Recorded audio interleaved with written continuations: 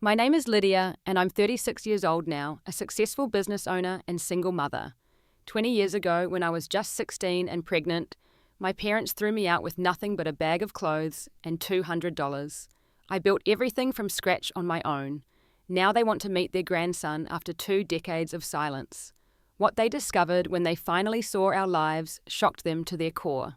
If you're watching this story, please like and subscribe, and let me know in the comments where you're viewing from. This journey taught me what real family means. High school sophomore year was supposed to be about maintaining my perfect GPA, planning for college applications, and maybe attending my first real dance. Instead, it became the year that completely transformed my life in ways I could never have imagined. I grew up in Mapleton, a small Midwestern town where everyone knew everyone's business. My father Harold was the most respected dentist in our community, and my mother Martha was active in every church committee possible. Our family projected the perfect image to the outside world. Sunday church attendance was mandatory, dinner was always precisely at 6, and academic excellence was the minimum expectation, not an achievement to celebrate. Lydia, God has blessed you with intelligence. It would be a sin to waste it.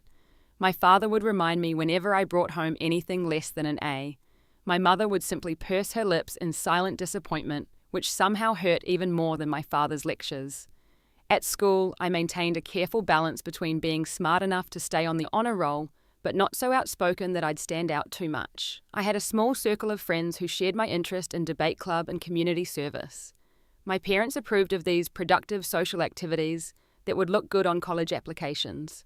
What they didn't approve of was dating. Boys are a distraction from your future, my mother warned. There will be plenty of time for suitable relationships after you've established yourself academically. I believed them until I met Jackson in sophomore biology class. We were lab partners assigned to dissect a frog together.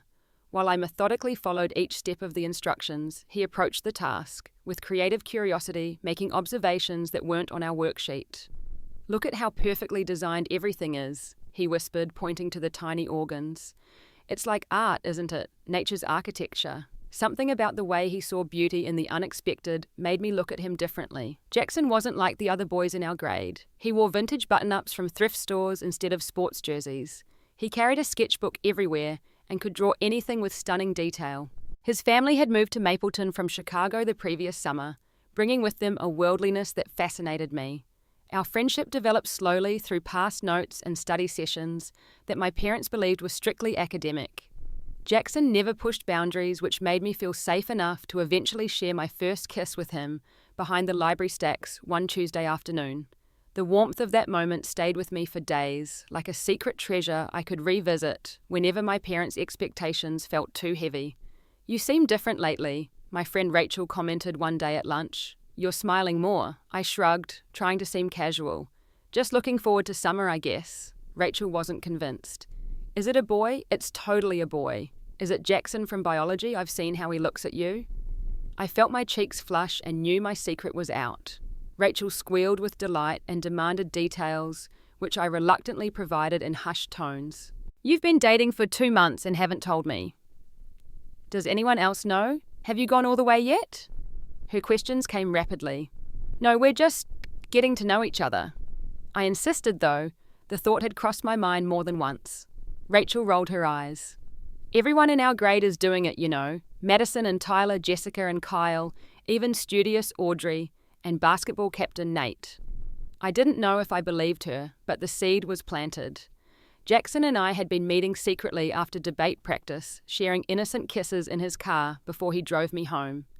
Each time our embraces grew longer, our boundaries testing further. The first time we were truly intimate happened after a debate tournament win.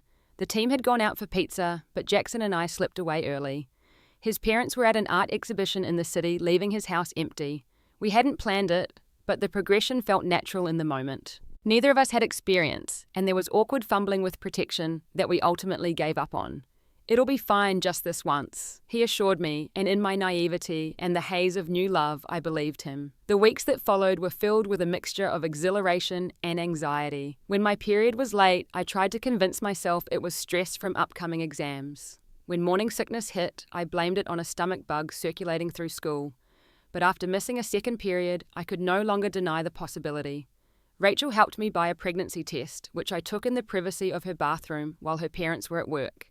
Those 2 minutes waiting for the result were the longest of my life. When 2 pink lines appeared, the world seemed to stop spinning. "This can't be happening," I whispered, sinking to the floor. "My parents will kill me." Rachel sat beside me, holding my hand. "What are you going to do? Will you tell Jackson?" Jackson's reaction when I told him after school the next day was initially supportive. We sat in his car, parked at the lake overlook, where we often talked about our dreams for the future. "We'll figure this out together," he promised, squeezing my hand. "Maybe we can get an apartment. I could get a job after school and you're smart enough to finish early." But as days passed, his messages became less frequent. He started missing school, and when present, he avoided eye contact in the hallways. The reality of our situation was sinking in replacing romantic notions with cold fear. Meanwhile, my symptoms became harder to hide. I confided in Mrs. Winters, my English teacher, who had always shown me special kindness. "You need to tell your parents, Lydia," she advised gently. "You'll need proper medical care, and this isn't something you can hide much longer." I knew she was right, but terror kept me silent. At 8 weeks pregnant, however, after another morning of vomiting before school, I realized I couldn't delay the inevitable any longer. I decided to tell my parents that evening after dinner. The table was set perfectly as always. Crystal water glasses, cloth napkins folded precisely the scent of my mother's famous pot roast, filling our dining room. This carefully maintained normalcy made what I was about to do even more terrifying. My father said grace, thanking God for our blessings and asking that we continue to walk in his light. The irony wasn't lost on me as I pushed food around my plate, unable to eat despite having thrown up everything earlier. "You're very quiet tonight, Lydia." My mother observed her fork, pausing midway to her mouth. "Are you feeling well?" The concern in her voice almost broke me. For a moment I imagined she might understand, might help me through this. "Actually, I need to talk to you both about something important." I began, my voice barely audible. My father set down his knife and fork with deliberate precision. "What is it?" "Have you received news about the National Merit Scholarship already?" I took a deep breath, my hands trembling beneath the table. "I'm pregnant." The words hung in the air. My mother's water glass slipped from her fingers, spilling across the white tablecloth. No one moved to clean it up. "What did you say?" My father's voice was dangerously quiet. I couldn't repeat it. Tears welled in my eyes as I whispered, "I'm sorry." The explosion came suddenly. My father's fist slammed against the table, making the dishes jump. Who did this to you?" "Jackson from school. We've been seeing each other for a few months." "That boy who drives you home from debate, the one with the long hair, I knew he looked trouble." My father stood up his chair, scraping loudly against the floor. "How could you do this to us?" "To our family name, everyone in town will know. The church, our friends, my patients." My mother had not spoken yet. She sat, frozen tears streaming silently down her face. When she finally found her voice, it was barely a whisper. "How far along?" "About 8 weeks." My father paced the dining room, running his hands through his hair. "This can be fixed. No one needs to know. We'll make an appointment in the city. Or adoption. The baby can be adopted by a proper family." "No," I said, surprising myself with the firmness in my voice. "I'm keeping my baby." He stopped pacing and stared at me as if seeing a stranger. "You're 16 years old. You know nothing about raising a child. You'll throw away your entire future, everything we've worked for."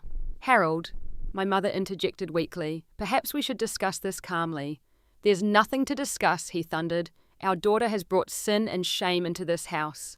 What will Pastor Williams say? What will the congregation think?" The rest of the evening passed in a blur of accusations and tears. My father quoted scripture about purity and obedience. My mother retreated into silent weeping. I was sent to my room to think about what I had done. The next day at school, I sought out Jackson. Word had somehow already spread, the whispers following me through the hallways. When I finally cornered him by his locker, his face was pale with stress. "My parents know," he said before I could speak. "They're sending me to live with my uncle in Colorado. They say I need a fresh start away from influences." The way he wouldn't meet my eyes told me everything. "You're leaving? Just like that? What about us? What about the baby?" He finally looked at me, guilt and relief battling in his expression. "I'm 17, Lydia. I can't be a father. My parents said they'll help with money for whatever you decide, but I'm leaving this weekend. I'm sorry." I stood in the hallway long after he walked away, students flowing around me like I was a rock in a stream. Everything was falling apart at once. That evening, I returned home to find my father placing a suitcase in the hallway. My suitcase. "What's happening?" I asked, though I already knew. "You've made your choice," he said coldly.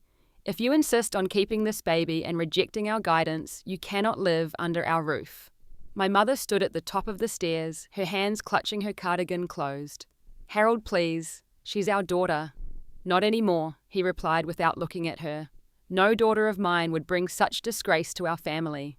He pulled out his wallet and counted out $200. "This should get you started somewhere else. You're smart, Lydia. You'll figure it out." I looked to my mother, silently pleading for her to intervene to fight for me.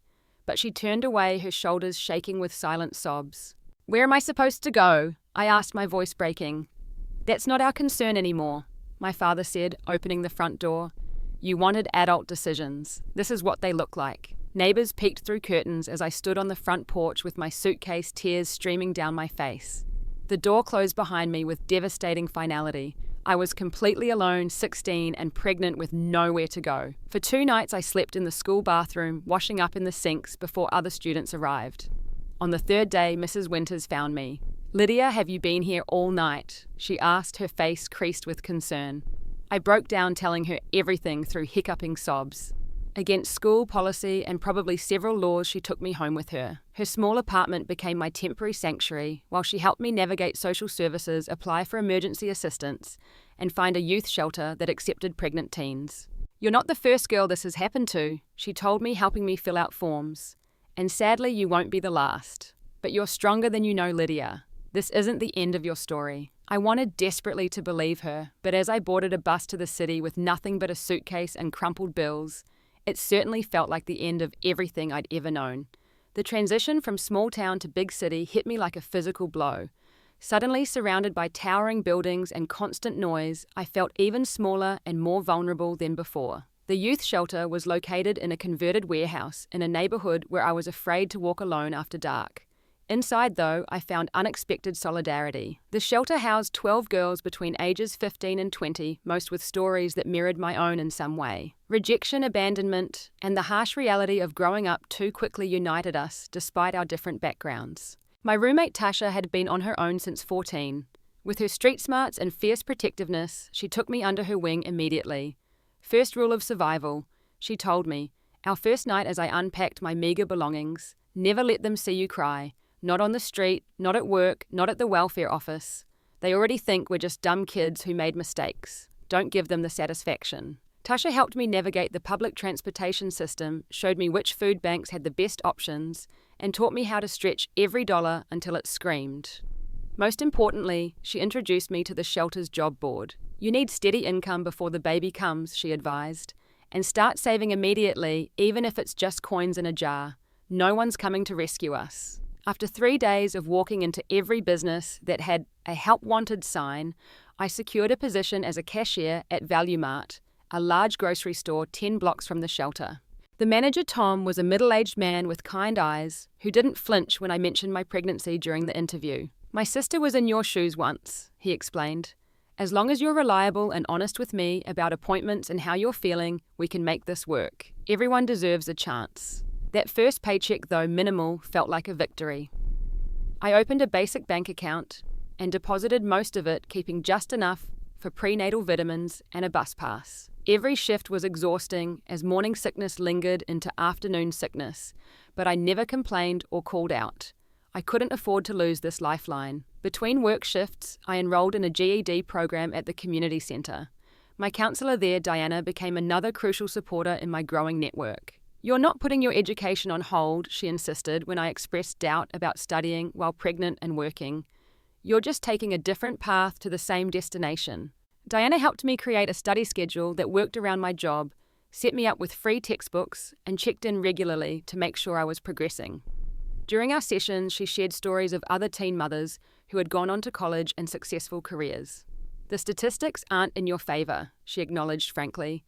"But statistics don't determine individual outcomes. Your determination does." I carried those words with me during the long days when my feet swelled in my cashier's shoes, during nights when shelter noise made sleep impossible, during moments when I felt the baby move and wondered how I would ever provide everything a child needs. As my pregnancy progressed, I searched for affordable housing options. Most landlords wouldn't consider renting to an unemployed pregnant teenager, regardless of my growing savings account and perfect attendance record at work. Weeks of rejection left me increasingly desperate as my due date approached. When I was 7 months pregnant, Diana connected me with a subsidized housing program specifically for young mothers. The waiting list was long, but my situation was deemed urgent enough to expedite the process. 2 weeks before my due date, I received keys to a tiny one-bedroom apartment in a building that had seen better days but was clean and secure. Tasha helped me furnish it with thrift store finds and items from the shelter's donation closet. A second-hand crib, a wobbly kitchen table with mismatched chairs, dishes, and cooking utensils with unknown histories all became treasures in my first real home. "Look at you," Tasha said, as we surveyed the finished apartment. "From homeless to homeowner in 5 months. You're going to be fine, Mama." I wasn't so certain, especially when labour began 2 days after moving in. With no family to call and no close friends, besides shelter acquaintances who had their own challenges, I took a taxi to the hospital alone, clutching my carefully packed bag and birth plan. The labour lasted 18 hours. A kind nurse named Amanda stayed well past her shift to hold my hand through the worst contractions, murmuring encouragement when I felt I couldn't continue. "You can do hard things," she repeated like a mantra. "You're already doing the hardest thing." When Samuel finally arrived, red-faced and screaming with healthy lungs, the mixture of exhaustion, pain, and overwhelming love nearly broke me. As they placed him on my chest, I made him a silent promise that he would never know the rejection I had experienced. He would always have a home with me no matter what. The hospital social worker tried to convince me to consider adoption one last time before discharge, suggesting it might be the selfless choice given my circumstances. "I may not have much," I told her firmly, "but I have enough love, enough determination, and enough support to raise my son. He stays with me." 3 days later, we went home to our tiny apartment. The real work of building our life together was just beginning. The first year of motherhood was a crash course in survival. Sleep deprivation became my constant companion as I balanced night feedings with early morning shifts. Tom allowed me to adjust my schedule to work while Samuel was at the subsidized daycare, 3 blocks from our apartment, but the childcare costs ate up nearly half my paycheck. When Samuel came down with his first fever, the daycare refused to take him. With no sick leave and no backup care, I faced an impossible choice: miss work and risk my job or leave my sick baby with strangers. In desperation, I called Diana, who rearranged her schedule to watch him while I worked a shortened shift. "This is what community does," she said when I tried to pay her. "Someday you'll do this for someone else." That first Christmas as a mother highlighted the full magnitude of what I'd lost. While store displays featured happy extended families and commercials showed grandparents doting on babies, Samuel and I celebrated alone in our apartment with a tiny artificial tree and one wrapped present. I sang him carols and promised silently that future holidays would be better. There were moments, usually around 3 in the morning, when Samuel was inconsolable with colic, and I hadn't slept more than 2 hours at a stretch for days, when regret would creep in. Not regret for keeping him never that, but regret for the naivety that had led us here, for the support system we should have had. These thoughts always dissolved with the morning light, when Samuel's toothless smile reminded me that we were creating something precious together, just the two of us. By the time Samuel turned 1, I had completed my GED with honours and received a promotion to customer service manager at Value Mart. The slight increase in salary allowed me to start a small emergency fund and occasionally splurge on things like new clothes for Samuel instead of second-hand ones. Diana encouraged me to continue my education, helping me apply for scholarships and grants for working mothers. When I was accepted into the community college's business administration program with partial financial aid, she watched Samuel during my evening classes twice a week. "You're investing in both your futures," she reminded me when guilt about spending time away from him surfaced. The structure of work, school, and motherhood left little room for a social life, but I formed connections with other student parents in my night classes. We exchanged babysitting study notes and the special understanding that comes from walking parallel difficult paths. By the time Samuel started kindergarten, I had graduated with my associate's degree, maintaining a nearly perfect GPA despite the challenges. At his kindergarten orientation, watching him confidently introduce himself to other children, I felt the first real sense that we might not just survive, but actually thrive. Samuel grew into a curious, artistic child with an old soul. His questions about our family started around age 6, when school projects highlighting family trees and heritage became common. "Do I have a dad?" he asked one evening as I helped him with homework. I had prepared for this question, consulting with a child psychologist at the community centre about age-appropriate honesty. "Yes, you have a father, but he wasn't ready to be a dad when you were born, so it's just been you and me. What about grandma's and grandpa's Tyler has 4? This question cut deeper. "My parents weren't able to help us when you were little. Sometimes adults make mistakes when they're scared or angry." "Are they dead?" he asked with the bluntness of childhood. "No, they live far away." "Do they know about me?" "They know you exist, but they haven't met you." He considered this, his small brow furrowed. "That's their loss. I'm pretty awesome." His resilience amazed me. Where I carried wounds, he saw simple facts. His perspective helped heal parts of me I'd thought permanently broken. While taking business courses, I'd identified a market need for professional home organisation services. Working mothers particularly struggled with maintaining order in their homes while balancing careers and childcare. With $500 from my emergency fund, I launched Simply Organised, offering affordable solutions for chaotic homes. My first clients came through parent connections at Samuel's school. Word of mouth spread quickly as before and after photos of my work circulated among local mothers groups. Within 6 months, I had steady weekend bookings that paid more than my full-time Value Mart position. When Samuel turned 8, I made the leap to running my business full-time. The flexibility allowed me to be home when he finished school and take on clients while he was in class. Our financial situation steadily improved, enabling us to move to a 2-bedroom apartment in a safer neighbourhood with better schools. Samuel's excitement about having his own bedroom instead of sleeping in the living room made every extra hour of work worthwhile. "This is the best day ever," he exclaimed, bouncing on his new bed. "Can I paint the walls blue? Tyler has blue walls." Our new neighbourhood came with unexpected bonuses. The family across the hall, an older couple named Frank and Gloria, took an immediate liking to Samuel. When I occasionally needed evening appointments, they were happy to have him over for dinner and homework supervision. "We never had grandchildren," Gloria explained, waving away my thanks. "Having Samuel around brings life back into our days." They became the grandparent figures Samuel had never had, attending his school performances and celebrating birthdays with us. Our family of 2 expanded into a chosen family, bonded by love rather than obligation. 10 years after being thrown out of my parents' house, Simply Organised had grown beyond my wildest expectations. What started as a solo operation had expanded to include 5 full-time employees and a small storefront, where we sold custom organisation products alongside our services. The business caught the attention of Homestyle magazine, which featured me in an article about mompreneurs transforming personal challenges into business opportunities. The exposure brought a flood of new clients and an investor interested in franchising the concept. "You've created something special here," the investor said during our meeting. "Your systems are intuitive, your client retention is impressive, and your brand story is compelling. Have you considered expansion to other cities?"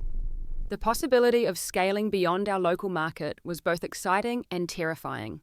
It would mean more travel, more responsibility, but also more security for Samuel's future. After careful consideration and many late-night spreadsheet sessions, I accepted a partnership deal that maintained my majority ownership while providing capital for growth. Samuel, now 12, had blossomed into a thoughtful young man who excelled academically and showed promise as a cross-country runner. His artistic talent had evolved from simple drawings to complex designs created on the computer program I'd saved for months to buy him. "Mum, look at this logo I created for the new branch," he said one evening, showing me his tablet. The redesign of our company branding was professionally executed with elements that cleverly represented our core services. "This is amazing, Sam. Did you learn this in your computer class?" He shrugged but couldn't hide his pride. "I watched some tutorials online. Do you think you could actually use it?" Not only did I use his design, but I paid him his first professional commission, depositing the money into the college fund I'd started when he was born. The account had grown steadily over the years, ensuring he would have options I never did. Our home situation had improved dramatically as well. With the business thriving, we purchased a 3-bedroom house in one of the city's most desirable school districts. The day we received the keys, Samuel ran from room to room in disbelief. "We own this, the whole thing, even the backyard. Every square inch I confirmed watching him explore with the same wonder I felt. From homeless teenager to homeowner, the journey seemed surreal. As my finances stabilized, I diversified into other investments. A financial advisor helped me establish retirement accounts, purchase investment properties, and build a stock portfolio. The constant fear of economic catastrophe that had followed me for years finally began to recede.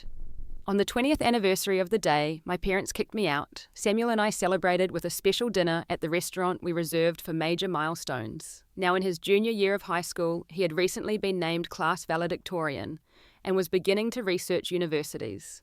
20 years ago today, I was terrified and alone, I told him over dessert. And now look at us.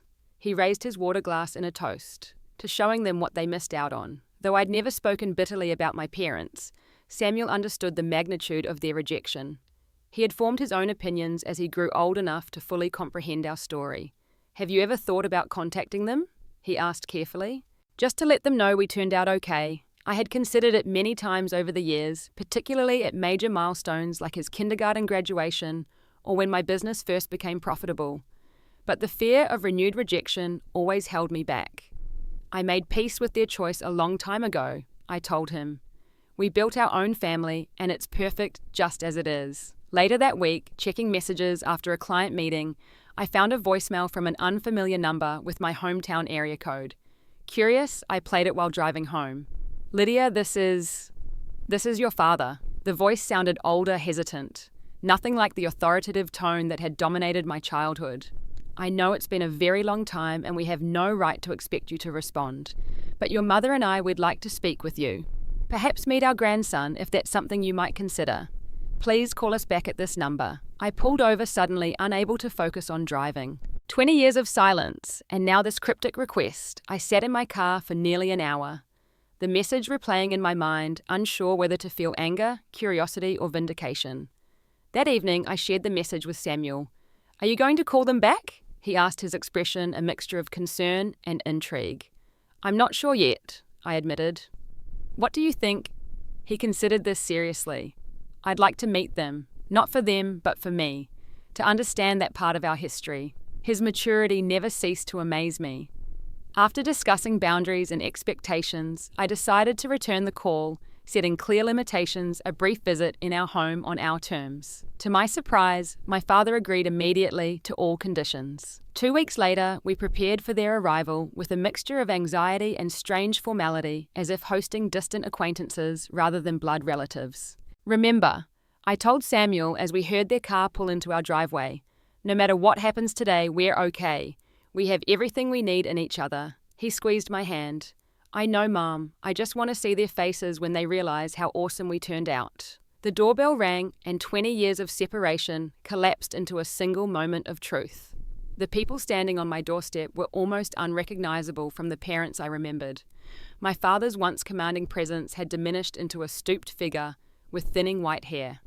My mother, formerly meticulous in appearance, looked disheveled and uncertain, her eyes darting around in confusion. "Lydia," my father said, his voice wavering. "Thank you for allowing this visit." I nodded stiffly, unable to form words for the surreal moment. Samuel stepped forward, filling the awkward silence. "I'm Samuel. You must be my grandparents." My father extended his hand formally. "Yes, I'm Harold. This is Martha, your grandmother." My mother attempted a smile that didn't quite reach her eyes. "You look like your mother did at your age. Same eyes." I found my voice at last. "Please come in." They followed us into the living room, their gazes sweeping over the evidence of our successful life. The tasteful furnishings, the wall of photos documenting Samuel's achievements, the awards my business had received displayed modestly on a shelf. "Your home is beautiful," my mother commented softly. "Thank you. Would you like a tour?" I offered mechanically, falling back on hostess etiquette to navigate this uncharted territory. As we moved through the house, showing them the gourmet kitchen, Samuel's technology-filled room, my home office with its wall of press clippings about simply organized, their expressions grew increasingly stunned. This was clearly not what they had expected to find. "You've done well for yourself," my father observed as we returned to the living room. The surprise in his voice carried an undercurrent of something else. Disappointment, relief, I couldn't tell. "I've worked hard." "Huss," I replied simply. Samuel excused himself to prepare the refreshments we'd arranged earlier, giving me a moment alone with my parents. "Why now?" I asked quietly. After 20 years of silence, why reach out now? My parents exchanged glances laden with unspoken communication. Finally, my father sighed heavily. "We've had some difficulties," he admitted reluctantly. "The dental practice. There were issues with insurance claims, an investigation, legal expenses." My mother's hands twisted nervously in her lap. "Your father had to retire earlier than planned. The house is being foreclosed next month." The picture became clearer. "You need money." My father's face flushed. "We need family. We've realized our mistakes over the years, how wrong we were to turn our backs on you. When we saw the magazine article about your business success last year, we recognized this might be our chance to make amends. Last year, the timeline didn't add up. You saw that article a year ago, but only contacted me now when you're facing foreclosure." Samuel returned with a tray of coffee and pastries, catching the tension in the room immediately. He set down the tray and took a seat beside me, a subtle show of solidarity. My mother reached for her purse, pulling out a prescription bottle with shaking hands. "I need to take my medication. The doctor says it helps with the memory issues." "Mom has early onset Alzheimer's," my father explained. "Diagnosed 3 years ago. It's progressing faster than expected. The medical bills on top of everything else." For the first time, I noticed the signs I'd overlooked initially. My mother's mismatched socks, the way she looked to my father before answering simple questions. The momentary confusion when Samuel asked about her favorite hobby. "I'm sorry to hear that," I said, genuine sympathy mixing with lingering resentment. "We've had to sell most of our possessions," my father continued. "The few things we've kept are in storage. We're staying at a motel currently, but that money will run out soon." The implication hung unspoken in the air. They needed a place to stay. They were looking to me, the daughter they'd abandoned for rescue. "It must be nice having so much space," my mother commented, looking around. "This house could easily accommodate 4 people, couldn't it?" Samuel tensed beside me, picking up on their agenda. My father attempted a different approach. "You've been fortunate, Lydia. Some might say lucky." That word lucky ignited something in me. 2 decades of suppressed anger suddenly found its voice. "Lucky," I repeated incredulously. "Is that what you think this is, luck?" "I only meant that things worked out for you despite the challenging start," he backpedaled. "Challenging start. You threw me out like garbage when I was 16 years old and pregnant. I slept in a school bathroom. I lived in a homeless shelter. I worked while throwing up from morning sickness. I gave birth alone. I raised a child with no support, no safety net, no family to call when he had a fever of 103, and I had to choose between losing my job or leaving him with strangers." Samuel placed a steadying hand on my arm, but the floodgates had opened. "I put myself through school, working nights after caring for an infant all day.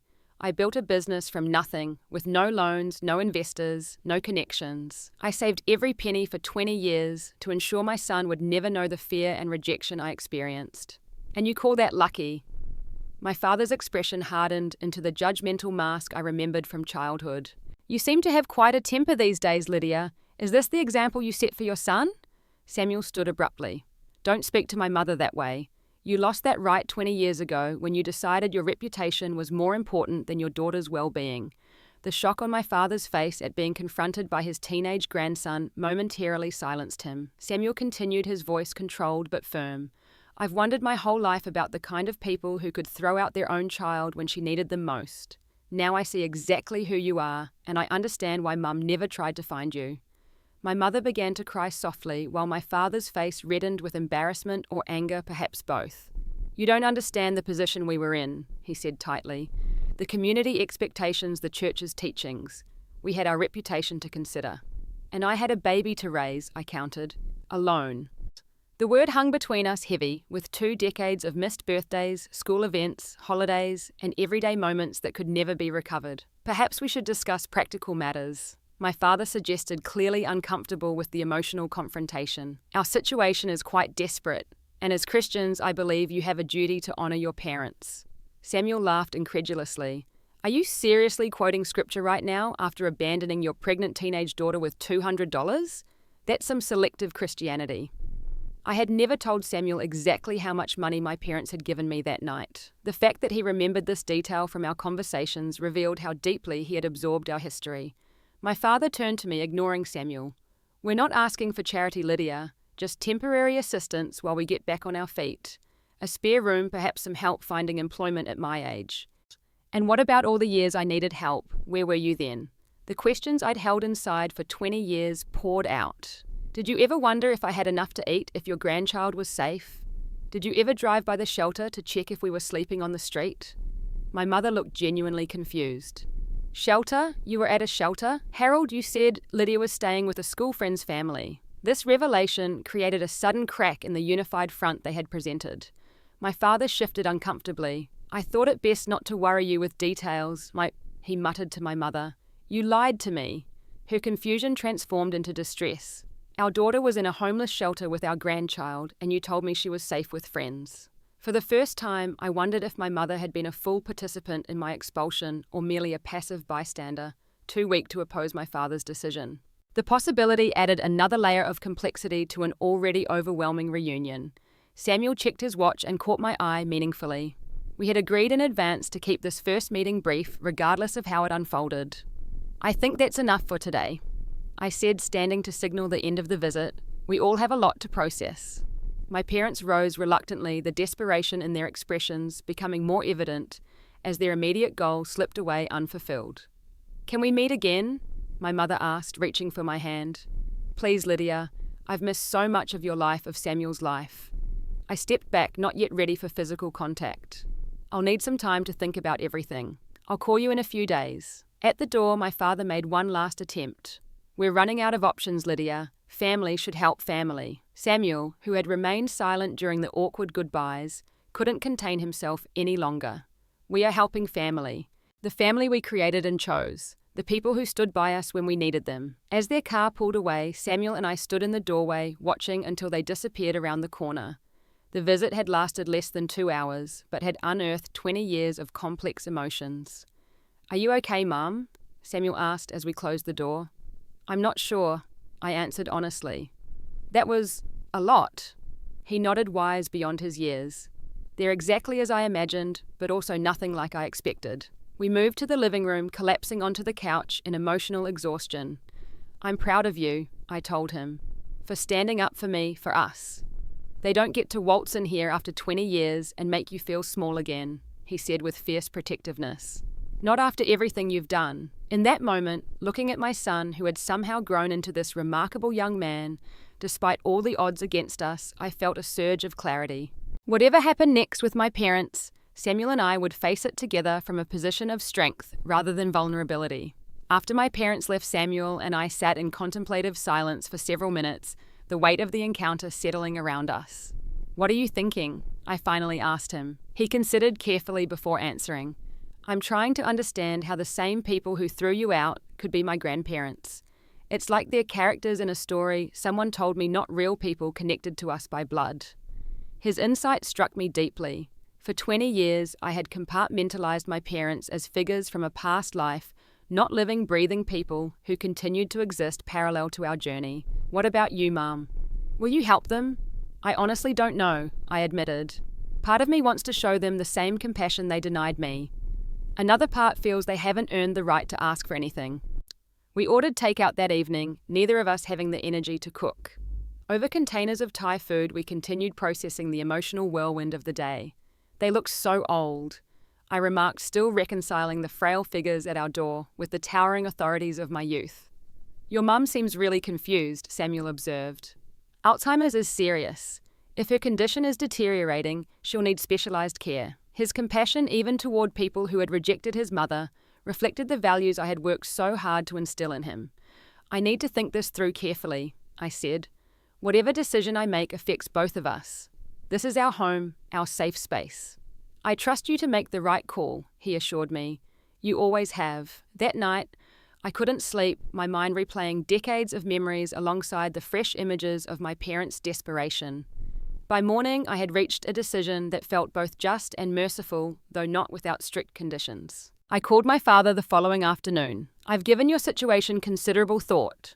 I began, keeping my voice businesslike. I'm willing to offer financial assistance for mother's medical care and temporary housing for both of you with several non-negotiable conditions. His relief was audible. Thank you, Lydia. I knew you would do the right thing. When can we move our things in? That's not what I'm offering, I clarified firmly. I'll help you secure and pay for an assisted living facility that specializes in memory care for mother. I'll cover the first year's expenses while you find stable employment and rebuild your finances. However, there are requirements. What kind of requirements? His tone grew cautious. First, family counseling, all three of us, to address the past honestly. Second, you must acknowledge verbally and in writing the harm caused by abandoning me when I was pregnant. Third, complete transparency about your financial situation verified by my accountant. Fourth, you agree to respect Samuel's and my boundaries regarding visitation and contact. The silence stretched so long I thought the connection had dropped. Harold, are you still there? Those are very stringent terms, he finally responded. Especially the counselling. Some matters are private between family. That privacy is precisely what allowed you to throw me out with no accountability, I countered. Take the offer or leave it. Those are my conditions. After another lengthy pause, his pragmatism won out over pride. We'll accept your terms. We don't have much choice at this point. Within 2 weeks, I had arranged for my mother's evaluation at a reputable memory care facility and secured a small apartment for my father nearby. My business acumen served me well in negotiating rates and payment schedules. Though the financial commitment was substantial, it would not impact Samuel's college fund or our standard of living. The first counselling session was nearly unbearable. My father attempted to minimize the severity of their actions 20 years ago, framing it as tough love that ultimately led to my success. Clearly it worked out for the best, he suggested. Look at all you've accomplished on your own. The therapist, Dr. Brennan, challenged this rationalization immediately. Success despite trauma is not evidence that the trauma was beneficial or necessary. Many people achieve great things without being abandoned by their families. My father shifted uncomfortably in his seat. The situation was complex. You can't understand unless you lived in our community with those expectations. I understand choosing reputation over your child's well-being, I replied calmly. I understand valuing the opinions of neighbors and church members over the safety of your pregnant teenage daughter. What I don't understand is how you justified it to yourself all these years. My mother, having a relatively lucid day, spoke up unexpectedly. I never justified it. I just failed to oppose it. That's different but equally wrong. She turned to me with tears in her eyes. I should have fought for you, Lydia, every day since I've known that truth. Her surprising clarity and accountability created the first tiny fracture in the wall I had built around my heart. Subsequent sessions revealed deeper patterns. My father's rigid perfectionism stemmed from his own father's emotional abuse. My mother's passive acceptance of injustice reflected generational patterns of female subjugation in her family. Understanding these contexts didn't excuse their choices, but helped explain the broken system that had shaped them. Samuel participated in select sessions, asking pointed questions that often cut through pretense more effectively than the therapist could. If Mum had been dying instead of pregnant, would you still have thrown her out? He asked during our 4th session. My father had no adequate response, his silence more revealing than any justification. While the therapy progressed slowly, my mother's condition deteriorated more rapidly. On good days, she recognized me immediately and apologized repeatedly for the past. On bad days, she sometimes mistook me for a nurse or didn't recognize me at all. During one visit to the memory care facility, I found her looking through a photo album the staff had helped her create. She patted the seat beside her, inviting me closer. My daughter was so beautiful, she said, pointing to my high school photo. She had a baby, you know, a little boy. Yes, I know, I replied gently. That's Samuel, your grandson. She smiled vaguely. Is he coming to visit today? Not today, but soon. She turned the page to reveal more photos, these cut from the magazine features about my business. My daughter is very successful now. I'm so proud of her. The statement, delivered with genuine warmth, touched something deep within me. Even in her confusion, some part of her held pride for the life I had built. My father, meanwhile, struggled with his reduced circumstances. The man who had once commanded respect in our community now worked part-time as a bookkeeper for a small business, living in a modest apartment with second-hand furniture. It's humbling, he admitted during one counselling session, to need help from the very person I failed to help. Perhaps that's appropriate, Dr. Brennan suggested, a natural consequence rather than punishment. As months passed, a cautious relationship developed. Not the warm reconciliation of movie scripts, but a tempered connection bounded by clear expectations and shared history. My father joined us occasionally for Sunday dinners. My mother had special outings from the facility for Samuel's track meets when her condition permitted. Samuel approached his grandparents with a remarkable balance of respect and healthy skepticism. He formed his own relationship with them without dismissing the pain they had caused me. Forgiveness doesn't mean forgetting or pretending it never happened, he told me after one particularly difficult family dinner. It just means not letting their actions control our happiness anymore. As Samuel began applying to colleges, my mother's condition worsened significantly. During what would be her last lucid conversation with me, she held my hand with surprising strength. I was so wrong, Lydia. So terribly wrong to let you go. Can you ever forgive me? The question I had imagined for 20 years hung between us. The answer came with unexpected ease. I already have, I told her truthfully. Not for you, but for me. Carrying that anger was too heavy. She passed away peacefully 2 months later, just after Samuel's high school graduation. At the small funeral service, I stood beside my father, our shared grief creating a temporary bridge across decades of estrangement. She loved you, he said, as we watched the casket being lowered. Even when we thought we were doing the right thing by enforcing consequences, she never stopped loving you. I know that now, I replied. And somehow I did, as Samuel prepared to leave for college that fall. Having been accepted to his first choice university with a substantial scholarship, my father and I reached a new understanding. He would never be the parent I had needed as a teenager, but he could be a different kind of presence in our lives. Moving forward was one defined by humility rather than authority. The journey from abandoned pregnant teen to successful business owner and mother had been arduous, but ultimately triumphant. The scared girl who once slept in a school bathroom had created a life filled with purpose, love, and now even a measure of reconciliation. The day we dropped Samuel off at college, I felt the completion of a circle. Unlike me, he was launching into adulthood with every advantage I could provide, every opportunity I had been denied, and most importantly, the unconditional support of a parent who would never abandon him. I'm scared but excited, so he admitted as we finished arranging his dorm room. Is that how you felt when you were starting out on your own? Just scared, I answered honestly. But you have something I didn't have then. What's that? A home to come back to always. No matter what happens, no matter what choices you make, you will always have a place with me. As we hugged goodbye, I whispered, You taught me what family really means, Samuel. Not the one you're born into, but the one you create through love, the one you fight for every day. Later, driving home alone to our house that would feel too empty without him, I reflected on the long journey from that terrible night when my parents closed their door on me. The path had been harder than anyone should face, but it had led to this moment of profound achievement, having raised a son who would never know the rejection I had experienced. Life had come full circle, transforming abandonment into strength, rejection into resilience, and a pregnant teenager's fear into a successful woman's triumph. The parents who once threw me away had witnessed what I became, despite their absence, perhaps the most powerful statement I could ever make about the mistake they made 20 years ago. What have you experienced in your life that tested your resilience? Has someone ever underestimated you, only to be shocked by what you accomplished?